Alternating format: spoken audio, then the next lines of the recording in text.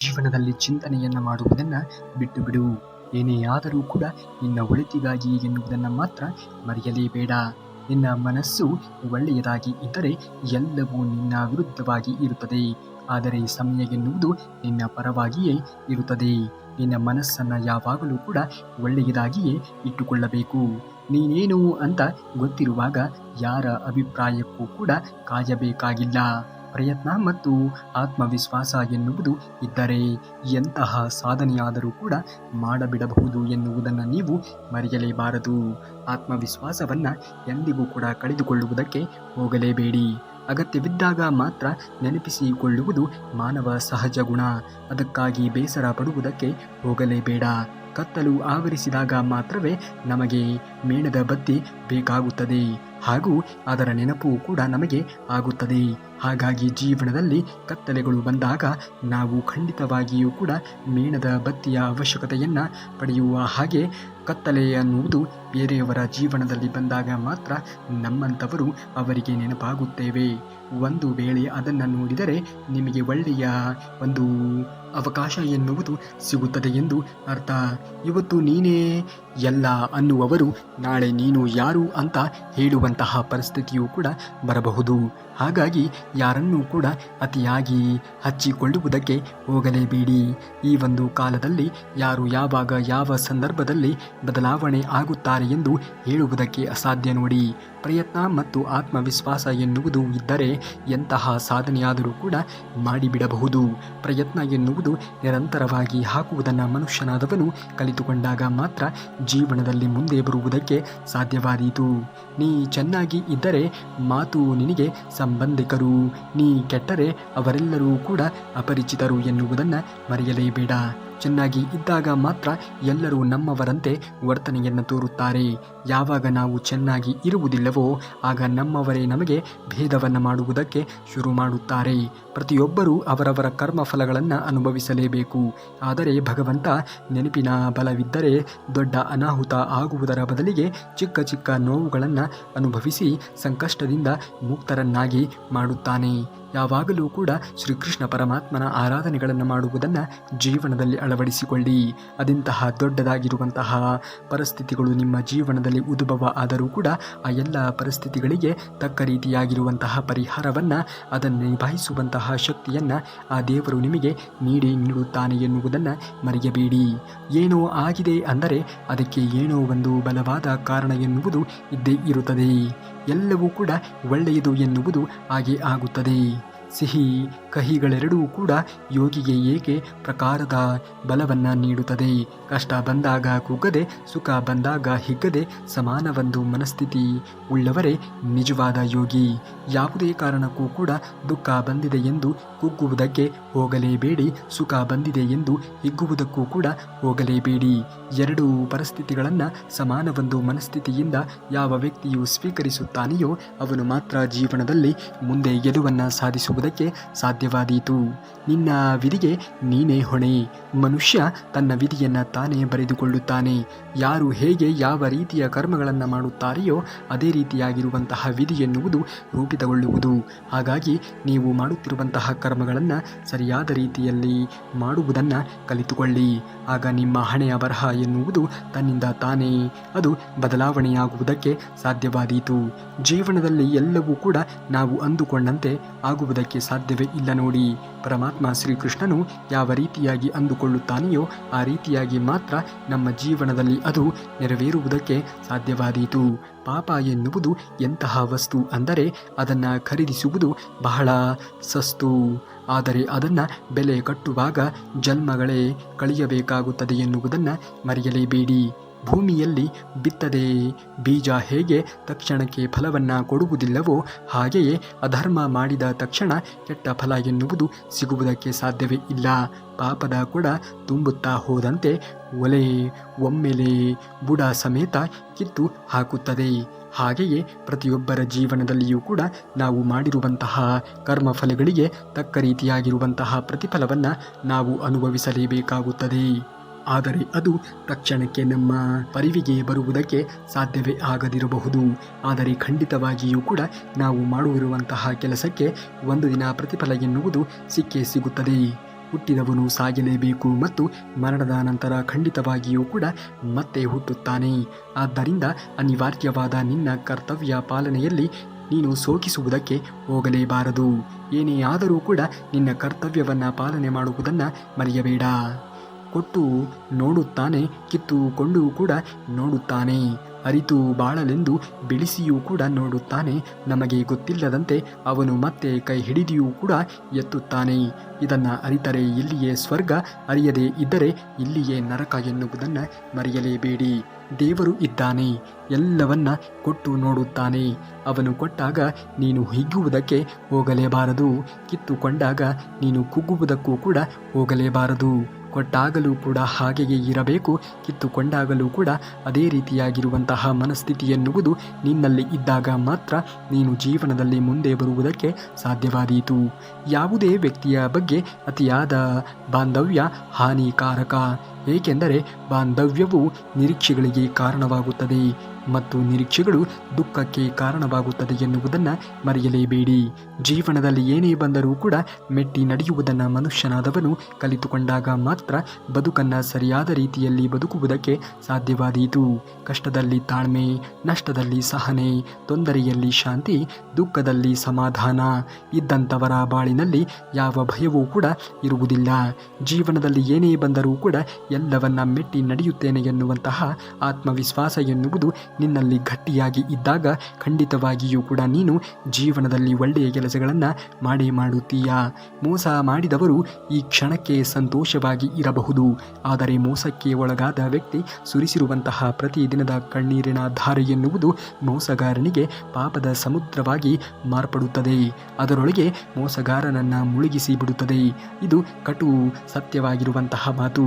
ಹಾಗಾಗಿ ಜೀವನದಲ್ಲಿ ಯಾರನ್ನೂ ಕೂಡ ನೀವು ಮೋಸ ಮಾಡುವುದಕ್ಕೆ ಹೋಗಲೇಬಾರದು. ಆದರೆ ಒಳ್ಳೆಯದನ್ನು ಬಯಸಿ, ಒಳ್ಳೆಯದನ್ನು ಮಾಡಿ, ಅದನ್ನು ಹೊರತುಪಡಿಸಿ ಯಾರ ಜೀವನಕ್ಕೂ ಕೂಡ ಮೋಸವಾಗಲಿ, ವಂಚನೆಯಾಗಲಿ, ಕಪಟವಾಗಲಿ ಮಾಡುವುದಕ್ಕೆ ಹೋಗಲೇಬಾರದು. ಗುರಿಯನ್ನು ತಲುಪಲು ಆಗದೇ ಇರುವುದು ಸೋಲಲ್ಲ, ತಲುಪುವುದಕ್ಕೆ ಒಂದು ಗುರಿಯೇ ಇಲ್ಲದೆ ಇರುವುದು ಬದುಕಿನ ನಿಜವಾದಂತಹ ಸೋಲು ಆಗಿರುತ್ತದೆ ಎನ್ನುವುದನ್ನು ಮರೆಯಲೇಬೇಡಿ. ಬದುಕೆ ಹಾಗೆ, ಯಾವುದೇ ಕಾರಣಕ್ಕೂ ಕೂಡ ನಾವು ಅಂದುಕೊಂಡಂತೆ ಇರುವುದೇ ಇಲ್ಲ. ನಿನ್ನ ಹೃದಯದಲ್ಲಿ ನಾನು ಇದ್ದಾಗ ಬಯಕೆ ಸ್ಥಳವೇ ಇಲ್ಲ. ಧೈರ್ಯವಾಗಿ ನಿನ್ನ ಧರ್ಮದ ದಾರಿಯಲ್ಲಿ ನಡಿ. ಖಂಡಿತವಾಗಿಯೂ ಕೂಡ ಆ ಧರ್ಮವೇ ನಿನ್ನನ್ನು ರಕ್ಷಣೆಯನ್ನು ಮಾಡುತ್ತದೆ ಎನ್ನುವುದನ್ನು ಮರೆಯಲೇಬೇಡ. ಅದೆಂತಹ ಪರಿಸ್ಥಿತಿಗಳು ನಿನ್ನ ಜೀವನದಲ್ಲಿ ಉದ್ಭವ ಆದರೂ ಕೂಡ ಅದಕ್ಕೆಲ್ಲವೂ ಕೂಡ ಉತ್ತರ ಎನ್ನುವುದು ನಿನ್ನ ಧರ್ಮ ಪಾಲನೆ ಎನ್ನುವುದೇ ಕೊಟ್ಟೇ ಕೊಡುತ್ತದೆ. ಯಾವುದಕ್ಕೂ ಕೂಡ ನೀನು ಚಿಂತೆಗೆ ಒಳಗಾಗುವುದಕ್ಕೆ ಹೋಗಲೇಬೇಡ. ಇಂದು ಕಳೆದುಕೊಂಡಿರುವುದು ಕಳೆದು ಹೋಗಿದೆ ಅಷ್ಟೇ, ಆದರೆ ಅದನ್ನು ಮರಳಿ ಪಡೆಯುವುದಕ್ಕೆ ಸಾಧ್ಯವೇ ಇಲ್ಲ. ಹೊಸದನ್ನು ಯೋಚನೆ ಮಾಡುವುದನ್ನು ತೊಡಗಿಸಿಕೋ. ಖಂಡಿತವಾಗಿಯೂ ಕೂಡ ಹೊಸ ಅಂಶ ಎನ್ನುವುದು ನಿನ್ನ ಜೀವನದಲ್ಲಿ ಉದ್ಭವ ಆಗುತ್ತದೆ. ಭೂತಕಾಲವನ್ನು ಹಿಂದಕ್ಕೆ ಬಂದಾಗಿದೆ, ಭವಿಷ್ಯ ಇನ್ನು ಮುಂದೆ ಇದೆ. ಈ ದಿನ ನಮ್ಮದು. ಈ ದಿನವನ್ನು ಸರಿಯಾದ ರೀತಿಯಲ್ಲಿ ಸದುಪಯೋಗ ಮಾಡಿಕೊಳ್ಳುವುದನ್ನು ನಾವು ಕಲಿತುಕೊಂಡಾಗ ಮಾತ್ರ ಬದುಕಿನಲ್ಲಿ ಮುಂದೆ ಬರುವುದಕ್ಕೆ ಸಾಧ್ಯವಾದೀತು ಎನ್ನುವುದನ್ನು ಮಾತ್ರ ಮರೆಯಲೇಬೇಡ. ನೀನು ಅಂದುಕೊಂಡಂತಹ ಗುರಿಯನ್ನು ತಲುಪಬೇಕು ಅನ್ನುವುದೇ ಆದರೆ ಇಂದು ನೀನು ಯಾವೆಲ್ಲ ಕೆಲಸಗಳನ್ನು ಮಾಡಿದ್ದೀಯ ಎನ್ನುವುದು ಕೂಡ ತುಂಬಾ ಮಹತ್ವವಾದದ್ದು ಎನ್ನುವುದನ್ನು ಮರೆಯಲೇಬೇಡ. ಪ್ರಾರ್ಥನೆ ಮತ್ತು ನಂಬಿಕೆ ಎರಡೂ ಕಣ್ಣಿಗೆ ಕಾಣದೇ ಇರಬಹುದು, ಆದರೆ ಯಾವುದನ್ನು ಕೂಡ ಅಂದರೆ ಅಸಾಧ್ಯವಾದದ್ದನ್ನು ಕೂಡ ಸಾಧ್ಯವಾಗಿಸುವಂತಹ ಶಕ್ತಿ ಎನ್ನುವುದು ಈ ಎರಡಕ್ಕೂ ಕೂಡ ಇದೆ. ಹಾಗಾಗಿ ಪ್ರಾರ್ಥನೆಯನ್ನು ಮಾಡುವುದನ್ನು ಕಲಿತುಕೊಳ್ಳಬೇಕು.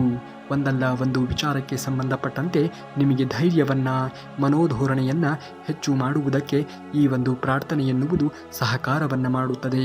ದೇವರನ್ನು ಪ್ರಾರ್ಥಿಸಿ, ಒಳ್ಳೆಯ ಅಂಶಗಳನ್ನು ಯೋಚನೆ ಮಾಡಿ. ಮನಸ್ಸು ಗೆದ್ದವನು ಜಗತ್ತನ್ನೇ ಗೆದ್ದಬಲ್ಲನು. ಬಾಹ್ಯ ಶತ್ರುಗಳಿಗಿಂತ ಆಂತರಿಕವಾಗಿರುವಂತಹ ಶಕ್ತಿ ಭಯಾನಕ. ಶಾಂತ ಮನಸ್ಸಿನಲ್ಲಿ ಜ್ಞಾನ ಎನ್ನುವುದು ಬೆಳೆಯುತ್ತದೆ. ಜ್ಞಾನದಿಂದ ಜೀವನ ಎನ್ನುವುದು ಸರಳವಾಗುತ್ತದೆ. ಜ್ಞಾನವನ್ನು ಬೆಳೆಸಿಕೊಳ್ಳುವುದನ್ನು ಮನುಷ್ಯನಾದವನು ಕಲಿತುಕೊಳ್ಳಬೇಕು.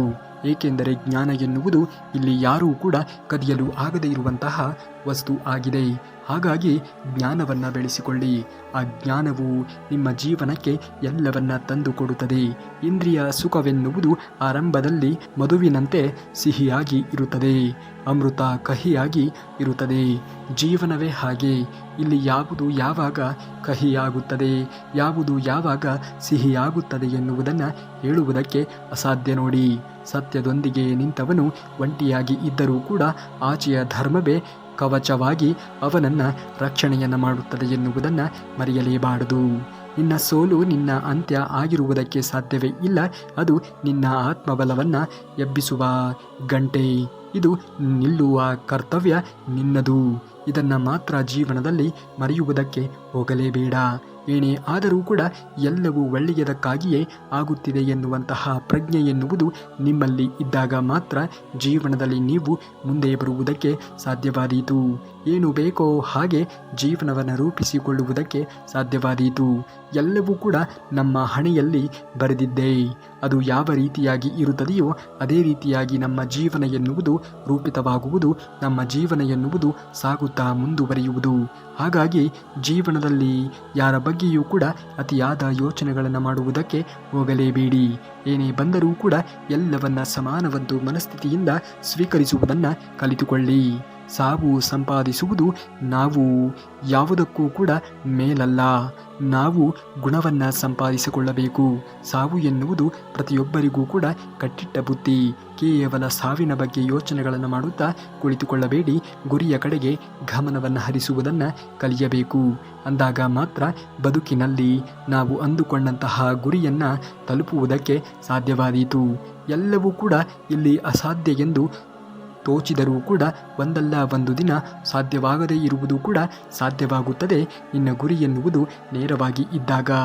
ಒಂದು ದಿನ ಕಾಗೆ ಹೇಳಿತಂತೆ, ಉಸಿರಿದ್ದಾಗ ನನ್ನನ್ನು ಕಂಡರೆ ಓಡಿಸುವಂತಹ ಮನುಷ್ಯನು ಉಸಿರು ನಿಂತಾಗ ನನಗಾಗಿಯೇ ಕಾಯುವನು ಎಂದು. ಕಾಲ ಎನ್ನುವುದು ಎಲ್ಲರಿಗೂ ಕೂಡಿ ಬಂದೇ ಬರುತ್ತದೆ. ಗಳಿಸಿಕೊಂಡ ಮೇಲೆ ಅರ್ಥ ಆಗುವುದು ಗೌರವ, ಉಳಿಸಿಕೊಂಡ ಮೇಲೆ ಅರ್ಥ ಆಗುವುದು ನಂಬಿಕೆ, ಕಳೆದುಕೊಂಡ ಮೇಲೆ ಅರ್ಥ ಆಗುವುದು ಪ್ರೀತಿ, ತಿಳಿದುಕೊಂಡ ಮೇಲೆ ಅರ್ಥ ಆಗುವುದು ಸ್ನೇಹ. ಹಾಗಾಗಿ ಜೀವನದಲ್ಲಿ ಸ್ನೇಹದಿಂದ ಜೀವನವನ್ನು ನಡೆಸುವುದನ್ನು ಕಲಿತುಕೊಳ್ಳಿ. ಜೀವನದಲ್ಲಿ ಸಿಗದೇ ಇರುವವರನ್ನು ಹುಡುಕಬಾರದು, ಸಿಕ್ಕವರನ್ನು ಬಿಡಲೇಬಾರದು. ಬಾರದವರಿಗೆ ಕಾಯಲೇಬಾರದು, ಬಂದವರನ್ನು ಕಳುಹಿಸಲೂಬಾರದು. ಕೊಡದವರಲ್ಲಿ ಕೇಳಲೂಬಾರದು, ಕೊಟ್ಟವರನ್ನು ಎಂದಿಗೂ ಕೂಡ ಜೀವನದಲ್ಲಿ ಮರೆಯುವುದಕ್ಕೆ ಹೋಗಲೇಬಾರದು. ವಯಸ್ಸು ಇದ್ದಾಗ ವಿದ್ಯೆಯನ್ನು ಸಂಪಾದಿಸು. ರಟ್ಟೆಯಲ್ಲಿ ಬಲ ಎನ್ನುವುದು ಇದ್ದಾಗ ಹಣವನ್ನು ಸಂಪಾದಿಸು. ಸಂಸ್ಕಾರದಿಂದ ಜ್ಞಾನವನ್ನು ಸಂಪಾದಿಸು. ಎಲ್ಲವೂ ಇದ್ದಾಗ ಒಳ್ಳೆಯ ವ್ಯಕ್ತಿ ಎನ್ನುವುದು ನೀನು ಸಂಪಾದನೆಯನ್ನು ಮಾಡಿಕೋ. ಸ್ನೇಹ ಎನ್ನುವುದು ಒಂದು ಸುಂದರವಾಗಿರುವಂತಹ ರೂಪ. ಸ್ನೇಹದಲ್ಲಿ ಬರಬಾರದ ಕೋಪ, ಸ್ನೇಹದಲ್ಲಿ ಇರಬಾರದ ಮನಸ್ತಾಪ. ಏಕೆಂದರೆ ಸ್ನೇಹವೇ ಜೀವನಕ್ಕೆ ಒಂದು ದಾರಿದೀಪ. ಸತ್ತ ಮೀನನ್ನ ನದಿ ನೀರು ದಡಕ್ಕೆ ತಳ್ಳುತ್ತದೆ. ಹಣವಿಲ್ಲದ ಮನುಷ್ಯನನ್ನ ಸಮಾಜ ಮತ್ತು ಕುಟುಂಬ ಮೂಲೆಗೆ ತಳ್ಳುತ್ತದೆ. ಈಜದೆ ಮೀನಿಗೆ ದುಡಿದರೆ ಮನುಷ್ಯನಿಗೆ ಬೆಲೆ ಎನ್ನುವುದು ಇರುವುದಕ್ಕೆ ಸಾಧ್ಯ. ಹೃದಯ ಹತ್ತಿರ ಇದ್ದಾಗ ಜೋಪಾನ ಮಾಡಿಕೊಳ್ಳಿ. ಮನಸ್ಸು ಹತ್ತಿರ ಇದ್ದಾಗ ಅರ್ಥ ಮಾಡಿಕೊಳ್ಳಿ. ಯಾಕೆ ಅಂದರೆ ಬಿಟ್ಟು ಹೋದ ಹೃದಯ, ದೂರ ಆದ ಮನಸ್ಸು ಬೇಕು ಅಂದಾಗ ಸಿಗುವುದು ತುಂಬಾ ಕಷ್ಟಕರ. ನೀರು ಕುಡಿಯುವ ಮೊದಲು ಬಾಯಾರಿಕೆಯನ್ನು ಅನುಭವಿಸಲೇಬೇಕು. ಹಣವನ್ನು ಪಡೆಯುವ ಮೊದಲು ಬಡತನದ ದುಃಖವನ್ನು ಅನುಭವಿಸಲೇಬೇಕು. ನಿದ್ರೆಯನ್ನು ಆನಂದಿಸುವ ಮೊದಲು ಆಯಾಸದ ನೋವನ್ನು ಅನುಭವಿಸಲೇಬೇಕು. ಯಾವುದೇ ಪ್ರಪಂಚದ ಸಂತೋಷವನ್ನು ಪಡೆಯುವ ಮೊದಲು ದುಃಖವನ್ನು ನಾವು ಅನುಭವಿಸಲೇಬೇಕು. ಅದಕ್ಕೆ ತಕ್ಕ ರೀತಿಯಾಗಿರುವಂತಹ ಪರಿಶ್ರಮವನ್ನು ಹಾಕಿದಾಗ ಮಾತ್ರ ನಮ್ಮ ಜೀವನದಲ್ಲಿ ನಾವು ಅಂದುಕೊಂಡಂತಹ ಗುರಿಯನ್ನು ತಲುಪುವುದಕ್ಕೆ ಸಾಧ್ಯವಾದೀತು. ಇಲ್ಲಿ ಯಾವುದೂ ಕೂಡ ಸುಖ ಸುಮ್ಮನೆ ನಮ್ಮ ಕೈಗೆ ಬಂದು ತಲುಪುವುದಕ್ಕೆ ಸಾಧ್ಯವೇ ಇಲ್ಲ. ದಾರಿಯಲ್ಲಿ ಎಡವಿ ಬಿದ್ದರೆ ಎಲ್ಲರೂ ಕೂಡ ನೋಡುವ ಮುನ್ನ ಎದ್ದು ನಿಲ್ಲಬೇಕು. ಜೀವನದಲ್ಲಿ ಬಿದ್ದರೆ ಎಲ್ಲರೂ ನೋಡುವ ಹಾಗೆ ಎದ್ದು ನಿಲ್ಲುವುದನ್ನು ಕಲಿತುಕೊಳ್ಳಬೇಕು. ಇದೇ ಜೀವನದ ಪಾಠ. ನಾನು ಊಟ ಮಾಡಿ ಮಲಗಿರುವ ರಾತ್ರಿಗಳಿಗಿಂತ ಉಪವಾಸ ಮಲಗಿಕೊಂಡೇ ಇರುವ ರಾತ್ರಿಗಳೇ ಹೆಚ್ಚು. ಕಾರಣ ಹೊಟ್ಟೆ ಹಸಿವಿನಿಂದ ಅಲ್ಲ, ಮನುಷ್ಯನ ನೋವಿನಿಂದ ಎನ್ನುವ ನೋವು ನಿಮ್ಮಲ್ಲಿ ಇದ್ದರೆ ನಿಮ್ಮ ಎಲ್ಲ ನೋವುಗಳಿಗೆ ಪರಿಹಾರವನ್ನು ಆ ದೇವರು ಶ್ರೀಕೃಷ್ಣ ಪರಮಾತ್ಮನು ಖಂಡಿತವಾಗಿಯೂ ಕೂಡ ಹೊಟ್ಟೆ ಕೊಡುತ್ತಾನೆ. ನೀನು ಕಣ್ಣೀರನ್ನು ಸುರಿಸುವುದನ್ನು ಬಿಟ್ಟು ಬಿಡು, ಚಿಂತನೆಗಳನ್ನು ಮಾಡುವುದನ್ನು ಬಿಟ್ಟು ಬಿಡು. ಕಣ್ಣು ಒಂದಾಗಿ ಪ್ರೀತಿ ಹುಟ್ಟಲ್ಲ. ಎದುರು ಸಿಕ್ಕಿದ ಎಲ್ಲರೂ ಕೂಡ ನಮ್ಮವರು ಆಗುವುದಿಲ್ಲ. ಆದರೆ ಯಾರು ನಮ್ಮವರು ಆಗುತ್ತಾರೆಯೋ ಅವರು ಯಾವತ್ತೂ ಕೂಡ ದೂರ ಆಗುವುದಿಲ್ಲ. ನಮ್ಮನ್ನು ಬಿಟ್ಟು ಬೇರೆ ಯಾರನ್ನೂ ಕೂಡ ಪ್ರೀತಿ ಮಾಡುವುದಕ್ಕೆ ಸಾಧ್ಯವೇ ಇಲ್ಲ. ಜೀವನವೇ ಹಾಗೆ ನೋಡಿ. ಕಲ್ಲಿಗೆ ಸುಂದರವಾಗಿರುವಂತಹ ಆಕಾರ ಬರಬೇಕಾದರೆ ಉಳಿಯ ಪೆಟ್ಟು ಬೀಳಲೇಬೇಕು. ಬದುಕು ಸುಂದರವಾಗಿರುವಂತಹ ರೂಪವನ್ನು ಪಡೆದುಕೊಳ್ಳಬೇಕು ಅನ್ನುವುದೇ ಆದರೆ ಈ ಕಷ್ಟ ಸುಖ ಎನ್ನುವುದನ್ನು ನಾವು ಜೀವನದಲ್ಲಿ ಅನುಭವಿಸಲೇಬೇಕು. ಕನಸುಗಳು ನನಸಾಗಿಲ್ಲ ಎಂದು ಯಾವತ್ತೂ ಕೂಡ ಪ್ರಯತ್ನವನ್ನು ಪಡುವುದನ್ನು ನಿಲ್ಲಿಸುವುದಕ್ಕೆ ಹೋಗಲೇಬಾರದು. ಏಕೆಂದರೆ ಕೆಲವೊಮ್ಮೆ ಬಾಡಿದ ಗಿಡಗಳಿಗೆ ನೀರುಣಿಸುವುದರಿಂದ ಮತ್ತೆ ಚಿಗುರೊಡೆದು ಬದುಕನ್ನು ಕಟ್ಟಿಕೊಳ್ಳುತ್ತದೆ. ಆಸೆಗಳಿಲ್ಲದೆ ಜೀವನವನ್ನು ನೀನು ಯಾವತ್ತೂ ಕೂಡ ಹಿಂಬಾಲಿಸುವುದೇ ಅದು ಖಂಡಿತವಾಗಿಯೂ ಕೂಡ ಸಾಧ್ಯವೇ ಇಲ್ಲ. ಅಂದು ದುಃಖವಿಲ್ಲದ ಜೀವನ ನಿನ್ನನ್ನು ಹುಡುಕಿಕೊಂಡು ಬರುತ್ತದೆ. ನನ್ನ ಹತ್ತಿರ ಹಣ ಆಸ್ತಿ ಎಲ್ಲ ಇದೆ ಅಂತ ಅಹಂಕಾರವನ್ನು ಪಡಬೇಡ. ಏಕೆಂದರೆ ರಾತ್ರಿ ಎಲ್ಲ ಕಷ್ಟಪಟ್ಟು ಅರಳುವಂತಹ ಹೂವಿಗೂ ಕೂಡ ಗೊತ್ತಿರುವುದಿಲ್ಲ ಬೆಳಗ್ಗೆ ಆದ ಮೇಲೆ ನನ್ನ ಪಯಣ ಎನ್ನುವುದು ದೇವಸ್ಥಾನಕ್ಕೋ ಇಲ್ಲ ಅಥವಾ ಸ್ಮಶಾನಕ್ಕೋ ಎಂದು. ಬೆಟ್ಟ ಎಂದಿಗೂ ಕೂಡ ನಮ್ಮ ಮುಂದೆ ಬಾಗುವುದೇ ಇಲ್ಲ. ಆದರೆ ಕಷ್ಟಪಟ್ಟು ಏರಿದರೆ ಅದು ನಮ್ಮ ಪಾದದ ಅಡಿಯಲ್ಲಿ ಇರುತ್ತದೆ. ಜೀವನವೂ ಸಹ ಅಷ್ಟೇ. ಶ್ರಮಪಟ್ಟರೆ ಯಶಸ್ಸು ಎನ್ನುವುದು ಖಂಡಿತವಾಗಿಯೂ ಕೂಡ ನಮ್ಮದಾಗುತ್ತದೆ.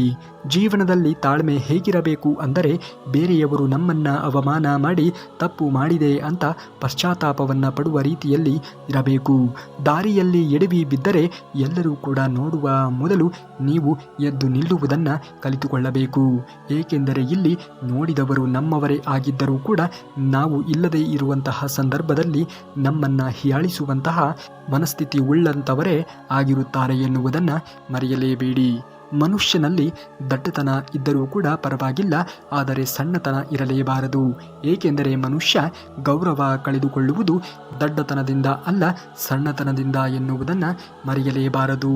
ಅಲೆಗಳಿಲ್ಲದೆ ಸಮುದ್ರ ಇರುವುದಕ್ಕೆ ಸಾಧ್ಯವೇ ಇಲ್ಲ. ಕಷ್ಟಗಳು ಇಲ್ಲದೆ ಮನುಷ್ಯನು ಇರುವುದಕ್ಕೆ ಸಾಧ್ಯವೇ ಇಲ್ಲ.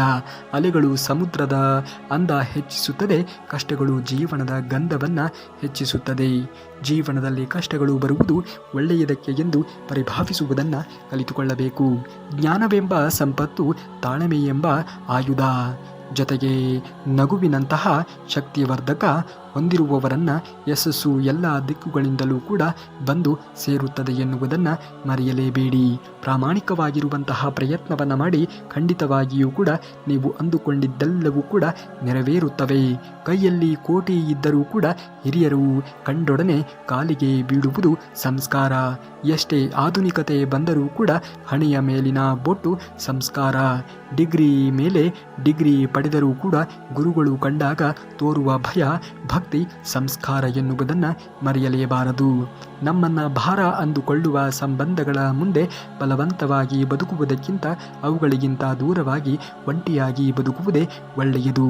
ಈ ಒಳ್ಳೆಯತನ ಎನ್ನುವುದು ನಿಮ್ಮಲ್ಲಿ ಇದ್ದಾಗ ಮಾತ್ರ ಬದುಕನ್ನು ನೀವು ಒಂದು ರೀತಿಯಲ್ಲಿ ಉಜ್ವಲವಾಗಿ ಬೆಳೆಸಿಕೊಳ್ಳುವುದಕ್ಕೆ ಸಾಧ್ಯವಾದೀತು. ಓದಿನಿಂದ ಕಲಿತ ಪಾಠಗಳನ್ನು ಮರೆಯಬಹುದು, ಆದರೆ ಬದುಕು ಎನ್ನುವುದು, ಈ ಜೀವನ ಎನ್ನುವುದು ಕಲಿಸಿರುವಂತಹ ಅನುಭವದ ಪಾಠಗಳು ಎಂದಿಗೂ ಕೂಡ ಜೀವನದಲ್ಲಿ ಮರೆಯುವುದಕ್ಕೆ ಸಾಧ್ಯವೇ ಆಗದು. ಸೋಲುವವನು ಸೋತ ನಂತರ ಬಿಟ್ಟು ಕೊಡುತ್ತಾನೆ, ಗೆಲ್ಲುವವನು ಸೋತರೂ ಕೂಡ ಬಿಟ್ಟು ಕೊಡದೆ ಮುಂದೆ ನಡೆಯುತ್ತಾನೆ.